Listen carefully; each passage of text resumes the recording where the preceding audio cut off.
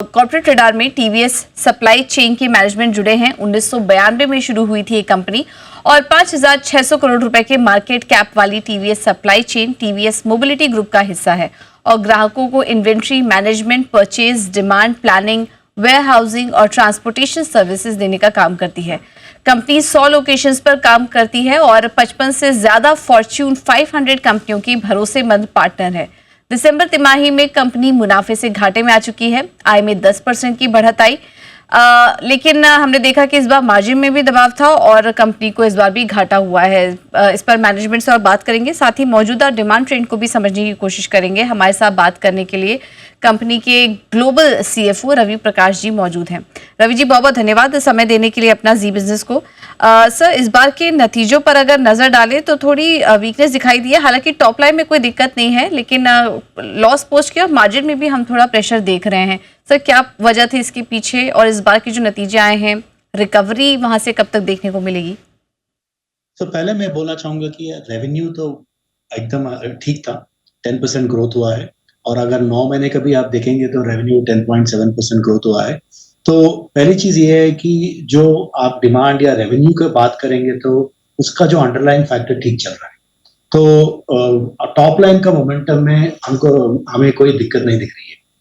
इस बार प्रॉफिट और मार्जिन में 3 चीजें ऐसे हुई है जो हम लोग बोल सकते हैं कि अनयूजुअल एक साथ हुआ है। हम यूके में हमारा कंपनी का ऑलमोस्ट 70% रेवेन्यू इंडिया का बाहर से आता है, उसमें यूके हमारा बहुत बड़ा हिस्सा है।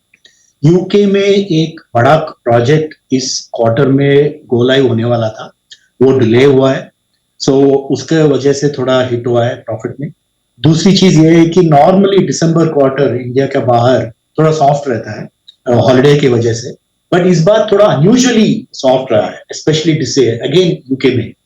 और तीसरी चीज जो है ना, हमारा जो फ्रेट फॉरवर्डिंग बिजनेस है वो कंपनी का 25% हिस्सा है, उसमें भी थोड़ा दिसंबर में मार्जिन परसेंटेज में थोड़ा कमी आई है। नॉर्मली ऐसा कभी नहीं होता है कि 2-3 चीज एक साथ हो। इस बार ऐसा हुआ कि तीनों चीज एक साथ हुआ है, तो इसलिए इस क्वार्टर पे ज्यादा असर पड़ा है, इसलिए हमारा प्रॉफिट और मार्जिन इस क्वार्टर में ड्रॉप हुआ है। अगर आप आगे देखेंगे, ये जो यूके का जो प्रोजेक्ट है Q1 FY26 तक ये नॉर्मलाइज हो जाएगा, सो उसका रेवेन्यू नॉर्मली आने लगेगा, सो वो एक चीज है। और जो वॉल्यूम और फ्रेट फॉरवर्डिंग का हमारा ये एस्टिमेट है कि धीरे धीरे वो भी नॉर्मलाइज हो जाना चाहिए।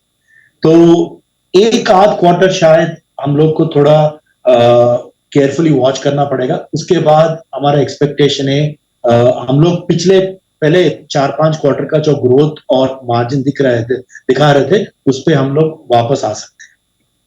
ये जो यूके में धीमी ग्रोथ चल रही है, जिसका मेंशन आप भी कर रहे हैं, किस कारण से है? क्या ये जो स्लो ग्रोथ है ये आगे भी जारी रह सकती है? क्या स्ट्रैटेजी है आपकी ओवरऑल मार्केट को लेकर? क्योंकि आपने कहा कि अभी 1-2 क्वार्टर लगेंगे, तो मे बी शायद अगले क्वार्टर में भी ये दिक्कत जारी रहे, तो कब तक वहां पर आप रिकवरी एक्सपेक्ट कर रहे हैं और इस पूरे मार्केट को लेकर क्या स्ट्रैटेजी बना रहे हैं आप? जो मैं क्लैरिफाई करना चाहूंगा, जो प्रोजेक्ट हमारा डिले हुआ है वो फिक्स होने में Q1 FY26 तक लगेगा। बट अगर ओवरऑल मार्केट की बात करेंगे तो ये दिसंबर में थोड़ा वॉल्यूम जो कम दिखी है, हम लोग को ये नहीं लगता कि ये कोई ट्रेंड है। हमारा ये एक्सपेक्टेशन है कि इस क्वार्टर Q4 थोड़ा अगले क्वार्टर से ठीक रहना चाहिए और Q1 तक नॉर्मलाइज होना चाहिए। तो हमारा स्ट्रेटजी यही है। आपने पूछा है कि हमारा जो भी कस्टमर रिलेशनशिप है बहुत लॉन्ग कस्टमर रिलेशनशिप है, उनके साथ हम लोग क्लोज कांटेक्ट में रहते हैं और हमारा उनसे हम लोग को ये जानकारी मिल रही है कि आगे जाके वॉल्यूम में प्रॉब्लम नहीं होना चाहिए। ओके सर, ये तो बात हुई यूके मार्केट की, लेकिन बाकी सारी ज्योग्राफीज कैसा परफॉर्म कर रही हैं? क्योंकि हम देख रहे थे कि थोड़ा भारतीय कारोबार में भी डी ग्रोथ आया है, तो अन्य कंट्रीज में, भारत में किस तरह की ग्रोथ आप देख रहे हैं? भारत में रेवेन्यू थोड़ा कम हुआ है एक सेगमेंट में। अब हमारा 2 सेगमेंट है। अगर जो नेटवर्क सेगमेंट है, जो फ्रेट फॉरवर्डिंग है, उसमें एक्चुअली ग्रोथ हुआ है भारत में, बट जो सप्लाई चेन या कॉन्ट्रैक्ट लॉजिस्टिक्स है उसमें थोड़ा डिक्लाइन हुआ है। इसका कारण यही है कि हम 2-3 कॉन्ट्रैक्ट 1-2 सेक्टर में हम एक्चुअली कॉन्शियसली हम लेंगे वी स्टेप बैक। हमने पहले भी बहुत मैसेज किया है मार्केट की, ये अगेन 1-2 क्वार्टर की बात है, उसके बाद ग्रोथ पे आ जाना चाहिए। बट मार्जिन के हिसाब से देखेंगे, भारत और मार्जिन ठीक चल रहा है। सो इनफैक्ट इस क्वार्टर में भी रेवेन्यू कम होने के बाद भी मार्जिन ठीक था Bharat. Rest of the world आप देखेंगे तो हमारा नॉर्थ अमेरिका बिजनेस बहुत बढ़िया चल रहा है, बहुत रेवेन्यू एंड मार्जिन ठीक चल रहा है एंड बाकी जगह पे भी हम लोग को कोई प्रॉब्लम नहीं नजर आ रहा ओके रवि जी, प्रॉफिटेबिलिटी को इम्प्रूव करने के लिए, ऑपरेशंस अपने इम्प्रूव करने के लिए आपने काफ़ी सारे कदम भी उठाए हैं, लाइक प्राइस इंक्रीजेस भी आपने लिए कुछ कॉन्ट्रैक्ट्स के लिए, वर्कफोर्स को थोड़ा स्ट्रीमलाइन भी किया है। ये जो पूरी प्रक्रिया है क्या यह कंटिन्यू रहेगी आगे भी? हाँ, ये हमारा एस्टिमेट है Q4 और Q1 मिडिल तक हो जाना चाहिए। सो प्राइस इंक्रीजेस एक्चुअली हमने ऑलरेडी कर चुके हैं, उसको नतीजा हम लोग को Q1 में दिखना चाहिए।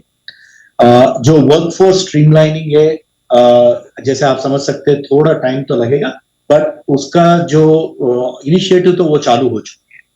सो और हमने वेयर हाउस स्ट्रीमलाइनिंग भी किया है, उसका भी जारी है। सो इसका जो नतीजा आपको Q1 FY26 से दिखना चालू हो जाएगा। ओके, ठीक है। तो Q1 FY26 ये क्वार्टर काफ़ी इंपॉर्टेंट होगा क्योंकि यहाँ से धीरे धीरे चीज़ें नॉर्मलाइज होंगी, रिकवरी जो कंपनी कोशिश कर रही है वो भी यहाँ पर रिफ्लेक्ट होना शुरू होंगी। रवि जी, बहुत बहुत धन्यवाद आपका आज हमारे साथ जुड़ने के लिए और नतीजों पर हमसे बात करने के लिए। आने वाले तिमाही के लिए भी सर बहुत बहुत शुभकामनाएं आपको। Thank you very much Pooja ji.